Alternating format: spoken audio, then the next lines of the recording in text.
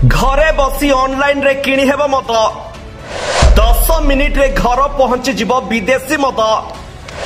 Swiggy Zomato Blinkit एवं big basket करिवे home delivery Odisha रे केबे आरंभ हेबो जानंतु मत घरे बसी खाद्य सामग्री पोशाक औषध पत्र पर एबे किणी हेबो मत विदेश नुह आज्ञा एभली सुविधा आम देश रे मिलिबो एबे ऑनलाइन खाद्य वितरण प्लेटफॉर्म स्विगी जोमाटो ब्लिंकिट एवं बिग बास्केट भली प्लेटफॉर्म रे मद होम डिलीवरी करिवे बोली जणा पड़िछि तेबे 10 मिनिट रे आपनक घरे पहुंची जीवो मद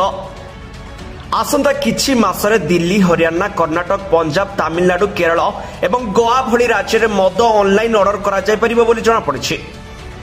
तेबे एही समस्त राज्य वर्तमान एक पायलट प्रोजेक्ट रे काम करुछंती जहा फल रे घर को घर मद वितरण करबा को अनुमति दिया जिवो